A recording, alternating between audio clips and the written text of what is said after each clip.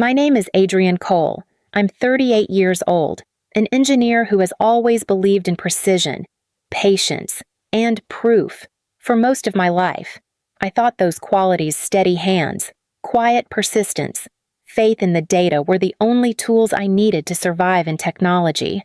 For 19 years, they were enough, until the moment Richard Harrington leaned back in his leather chair, looked me over like a worn-out appliance, and said 8 words that cleaved my career in half. "If you're not happy, the door is right there." The sentence landed with a flatness that stole the air from the room. 19 years of loyalty, erased as if I were nothing more than a line item on a spreadsheet. I had prepared arguments, charts, projections, even brought notes to defend my project's worth. But none of it mattered. Richard's smirk said all my time was over. I closed my laptop. The sound was soft, but inside me it rang like a gavel. I gathered a photo of my parents, a couple of books, the pen I'd used to draft early formulas, and walked out. No raised voice, no dramatic outburst, just the steady rhythm of my heels on the polished floor. The office blurred behind me. Colleagues looked up, puzzled, some sympathetic, most cautious. I didn't explain. I couldn't. 19 years ended in less than 19 minutes. The elevator doors slid shut, and for the first time in nearly 2 decades, I had no badge to swipe, no lab to return to. That night, I barely slept. My mind circled the same memory, Richard's tone, the finality of it. By morning, my phone lit up like a siren. 49 missed calls, HR, legal, colleagues I barely knew anymore. The messages shifted from polite concern to desperate urgency. And then the 50th call came. Marcus Bennett, the founder. The man who had interviewed me fresh out of MIT, who once believed in me before I believed in myself. His voice, usually calm and deliberate, cracked with fury. "Adrian, why does the USPTO list you as the owner of the encryption patent?" The question jolted through me like a current, and with it, the past, my childhood in Detroit. The path that had carried me from a factory town to Silicon Valley came rushing back. I grew up outside Detroit, in a town where the factory whistle marked the rhythm of every family's life. My parents worked shifts that left their hands calloused and their backs aching, but they never once complained when it came to me. They wanted one thing: that I would climb higher than they ever could. College wasn't just a dream for them, it was a mission. When the acceptance letter from MIT arrived, my mother cried so hard the envelope tore in her hands. The scholarship was our ticket out, though I carried the weight of their sacrifices with me on every late night in the library. In the early 2000s, being a woman in engineering meant I was doubted before I even opened my mouth. Professors assumed I'd drop out. Classmates asked if I was really sure I belonged in the program. Every A, every successful project, felt like I was pushing against a wall built generations before me. During my senior year, Nexus Innovations set up a table at the career fair. Back then, they weren't the tech giant people know today, just a handful of dreamers working out of a converted warehouse. Marcus Bennett himself was at that table, sleeves rolled up, energy buzzing like he'd built the booth with his own hands. He interviewed me right there in a crowded hallway, asking what I wanted from my career. I told him I wanted to build something that would change how people lived. He smiled, the kind of smile that said he actually believed me. I started the Monday after graduation. Nexus had only 23 employees, and we all knew each other's names. Marcus became more than a boss. He was a mentor who saw possibility where I only saw raw determination. The early years were intoxicating long nights fueled by cheap coffee, weekend barbecues at Marcus's house, and the thrill of watching our first product ship. My first big success, cutting energy consumption by nearly half, was celebrated with champagne in paper cups. But as the company grew, so did the sacrifices. I missed my sister's wedding for a product launch, skipped holidays, and flew home for my father's funeral only to return the next day for investor meetings. Each time, I told myself it was worth it. I didn't yet realize how easily devotion could become a weapon turned against me. By my 10th year at Nexus, The company no longer resembled the scrappy warehouse startup I had joined. We had glass towers in Palo Alto now, a cafeteria with a sushi bar, and executives who spoke more in buzzwords than in code. I still loved the work, but I could feel the ground shifting beneath my feet. Meetings grew longer, visions loftier, while the engineers who actually built the ideas quietly slipped into the background. It was during those years that I began a side project, a quiet obsession I returned to after hours. When the building emptied and the labs fell silent, encryption had always fascinated me. The art of hiding truth inside layers of numbers. What if there was a way to make it faster, stronger, and easier to scale? I started tinkering late at night, logging hours in a battered notebook that no manager ever asked to see. The months turned into years. There were nights I fell asleep at my desk, waking to cold coffee and lines of failed code. Each dead end gnawed at me, but I kept going. Then, one night, the tests finally aligned. The new method not only worked, it outpaced existing standards by 85%, while actually tightening security. My hands trembled as the numbers confirmed themselves on screen. This wasn't just incremental improvement. This was a doorway into the future. When I showed Marcus, his eyes widened the way they had back in that career fair hallway. "Adrian, this could redefine everything," he said. He immediately greenlit a small team to support the project, for a while. I felt the old magic return, the late nights humming with discovery, the thrill of chasing something no one else could quite see yet. But outside our lab, Nexus was morphing. Layers of management multiplied, and new hires in sharp suits filled the conference rooms. The talk was about market penetration, brand synergy, quarterly returns. The company that once celebrated champagne in paper cups now measured everything in slides and shareholder sentiment. I had built something that could alter industries, but I was beginning to fear that the culture around me no longer recognized the value of the work itself. The announcement came on a Monday morning, buried halfway down a company-wide email. Marcus was stepping back from daily operations, and a new vice president of technology had been hired to optimize organizational alignment.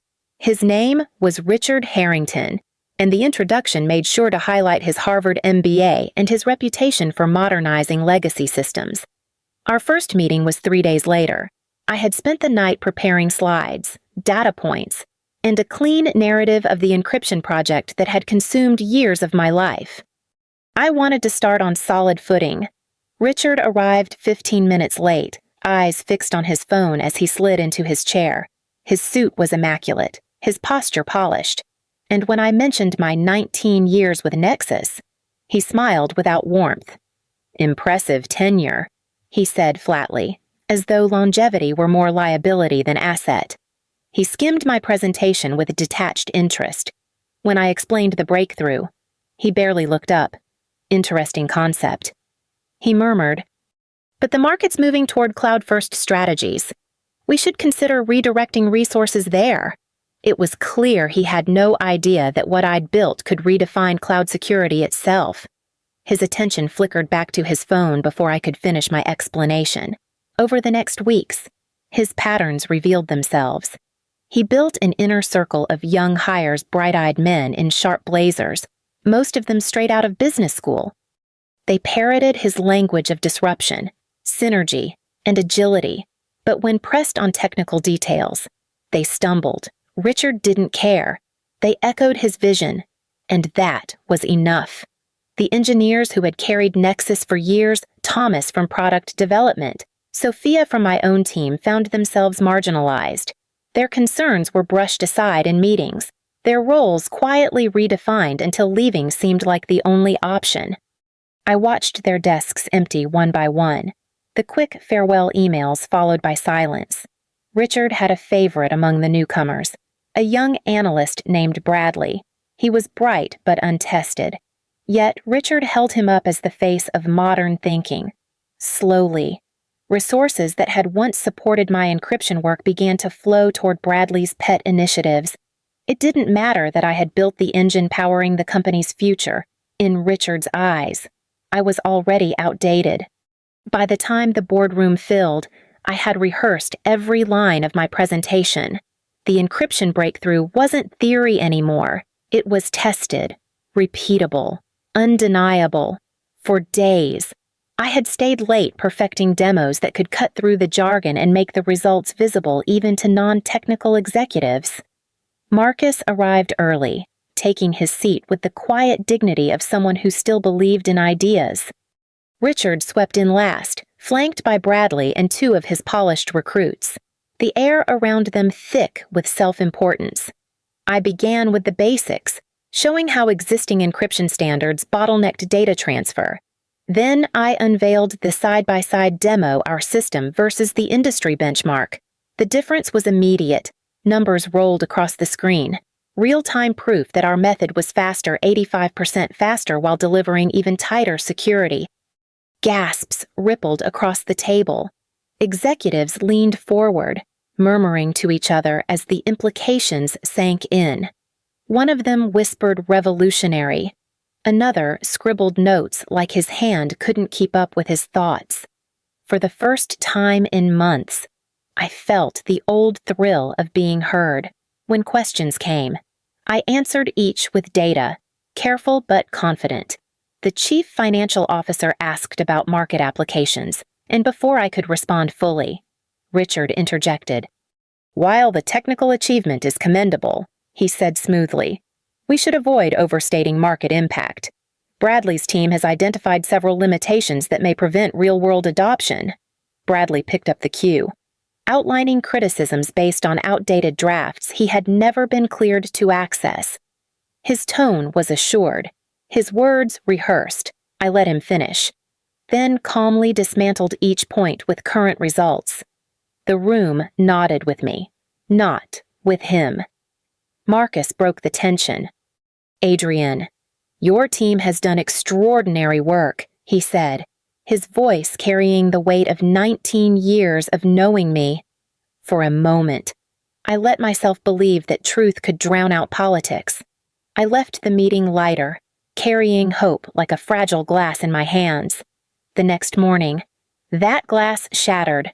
An email announced a dual-track strategy. My team would handle foundational elements. Bradley's team would lead the market-ready implementation. The future I had built was now branded with someone else's name. The email announcing the split should have been enough to warn me. Still, I clung to the hope that results would protect me, that numbers, clean and undeniable, would shield me from politics. Then, late one evening, an old friend in IT slipped into my office, eyes darting toward the glass walls before closing the door behind him. "I shouldn't be showing you this," he whispered, sliding a folder across my desk. Inside were copies of Richard's private emails. My hands shook as I scrolled through them. Plans for transition strategies involving senior staff. Proposals for retirement packages aimed directly at people like me.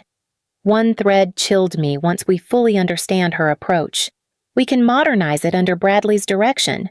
Start drafting transition plans. My name appeared at the top of the list. 19 years, reduced to a bullet point. The next morning, I walked into Richard's office without knocking. He was hunched over his computer, phone glowing beside him. "We need to talk," I said, laying the printed emails on his desk. He skimmed them with a look of mild irritation, as though I had interrupted a routine call. "Adrian, fresh perspectives prevent stagnation. You've done good work, but the company has to evolve." "This isn't evolution," I said quietly. "This is theft." His smile was practiced, polished, never reaching his eyes. "You're taking this too personally. Bradley brings methodologies that complement your foundation. That's the future. You should take pride in paving the way." Pride, the word cracked in my throat. "You're dismantling my team, dismissing my work, and planning to erase me from the very innovation I created for the first time." His mask slipped. Impatience hardened his voice. "If you cannot adapt to new leadership and modern practices, perhaps Nexus is no longer the right place for you. If you're not happy, the door is right there." Silence stretched between us. My anger drained. replaced by something sharper, clearer. I closed the folder, tucked it under my arm, and stood. 19 years ended in less than 19 minutes. I walked out without looking back. That night, my apartment felt emptier than it ever had. I dropped the small box of belongings onto the kitchen counter and collapsed onto the couch. At first, the tears came in gasps. I couldn't control anger, humiliation, grief tangled into one sharp ache. I had given Nexus almost half my life, and Richard had tossed it aside with a single sentence. Hours passed in a blur. At some point, exhaustion gave way to silence, and in that silence, my eyes fell on a folder I had carried out almost without thinking, my original employment contract. The paper was yellowed at the edges, signatures faded but legible. I hadn't looked at it since my first day. I read slowly, line by line, until one clause caught me cold. Inventions created during employment belonged to the company, but only once they were fully documented and formally disclosed. I leaned back, pulse quickening. The breakthrough, the algorithm that made everything viable, was still in my private notes, half scribbled in lab journals and saved on a personal drive. I hadn't finished uploading the final results into the company's systems. I reached for another folder, my logs, years of timestamps, late nights, weekends, proof that much of the work had been done off the clock, outside official assignments. What had once been a habit of meticulous record-keeping suddenly looked like armor. The thought scared me as much as it electrified me. Could it be that the company didn't fully own the crown jewel they were trying to steal? I needed answers. My hands shook as I searched my contacts for a name I hadn't used in years: Patricia Winters, an intellectual property lawyer in Palo Alto. She had once given a guest lecture I attended out of curiosity. I dialed, half expecting no response at midnight, but she answered. When I explained, her tone shifted from polite to sharp. "Adrian, from what you're describing, you may have a valid claim. If your breakthrough wasn't disclosed and documented through company channels, it could still belong to you." The weight in my chest shifted into something new, something like power. For the first time since walking out, I felt the ground under me again. The next morning, Patricia cleared her schedule and ushered me into her downtown office. The walls were lined with framed patents, silent proof of battles won. Together, we pieced through my notes, timestamps, and lab journals, building the foundation of a claim. By late afternoon, the provisional patent applications were filed, my name alone stamped across the documents. Patricia leaned back, folding her glasses. "This will hit them like a thunderclap." She said, "Within 48 hours, Nexus will know. Be prepared for a storm." She wasn't exaggerating. 2 days later, the storm broke. My phone lit up with messages from HR asking for clarification. Then the legal department demanding urgent meetings. Richard's voicemails shifted in tone, with each hour beginning smooth and professional, devolving into clipped commands, then finally strained panic. By nightfall, I counted 49 missed calls. Each one felt like a reversal of gravity. For years, I had chased them, delivered on their timelines, lived by their demands. Now, they were chasing me. News traveled faster than I expected. Industry blogs ran speculative pieces about turmoil inside Nexus. Analysts flagged unusual delays in product announcements. By the second market bell, the stock price had dipped, just enough to sting. Patricia had been right, the optics alone were damaging. I silenced the phone, let the vibration roll across the kitchen counter as I sipped tea in the dark. For the first time in weeks, I allowed myself to breathe. Then the 50th call came. The name flashing on my screen made my chest tighten. Marcus Bennett. His voice, when I answered, was nothing like Richard's rehearsed smoothness. It carried the crack of betrayal and the weight of old loyalty. "Adrian, I just heard. Why does the USPTO list you as the owner of the encryption patent?" The question sliced through the noise, straight to the heart of 19 years. I closed my eyes, gripping the phone tighter. "Marcus," I said, steadying my voice. "We need to talk. Not over email, not on company lines. Face to face." We agreed on a cafe in Palo Alto, neutral ground where past and present would collide. Marcus was already at the cafe when I arrived, his suit rumpled in a way I'd never seen before. He rose quickly, pulling out a chair as if we were still back in the days when the company fit into a single room. "Adrienne," he began, voice low. "Tell me what happened." So I did. I told him about the quiet stripping of my team, the fabricated modern narrative, the emails plotting my removal. I explained how the breakthrough hadn't been fully disclosed, how I'd filed to protect it before Richard could bury me under paperwork. His expression darkened with each detail. "This is not the company I built," he muttered, almost to himself. I leaned in. "If you want Nexus to survive, then changes are non-negotiable. Richard is out. Veteran engineers need real protections. And the patent, the licensing must reflect its true value." When the board convened, their tone was icy. They framed my departure as rash, my claim as opportunistic. Their first offer was laughable, a consulting fee and a one-time payout that barely scratched 10% of what the innovation was worth. I walked away. That same week, Nexus stock slipped again. Analysts whispered about instability.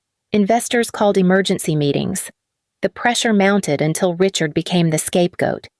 His termination was announced in a sterile press release, strategic differences masking panic. Still, the board tried to lowball me. Each time, Patricia and I countered with data, with independent valuations, with reminders that competitors were circling. Days blurred into tense negotiations until, finally, the tide broke. They conceded $450 million in licensing, my equity stake restored with interest, and a new innovation division reporting directly to the board with me at the helm. When I signed the papers, the room was silent. No applause, no champagne. Just ink on the page, binding in a way no manager's insult could ever undo. The sharpest revenge wasn't in raising my voice. It was in leaving my signature where they could never erase it. 2 weeks after the deal was sealed, I walked back into Nexus not as an employee, but as a partner. The familiar glass doors opened with a new weight, not of obligation, but of ownership.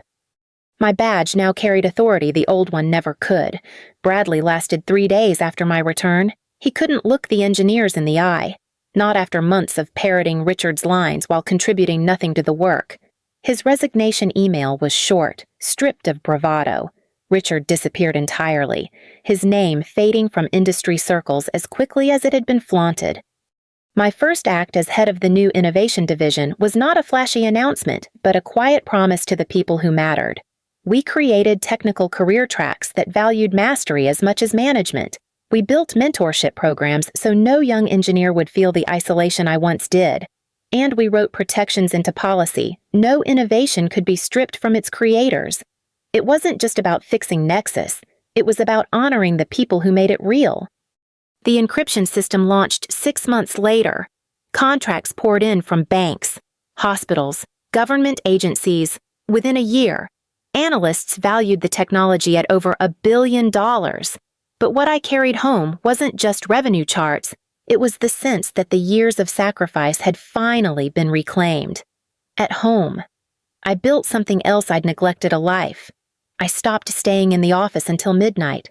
I reconnected with my sister, finally showing up for birthdays and Sunday dinners. I let myself fall in love again with Daniel, a literature professor who reminded me that words could carry power as much as numbers. Years later, when Marcus retired, he stood at the podium and called me forward. "Adrienne saved the soul of this company," he said simply. I thought of Richard's office, of that single sentence meant to erase me. Walking out hadn't been an ending. It had been the doorway to everything I was meant to claim.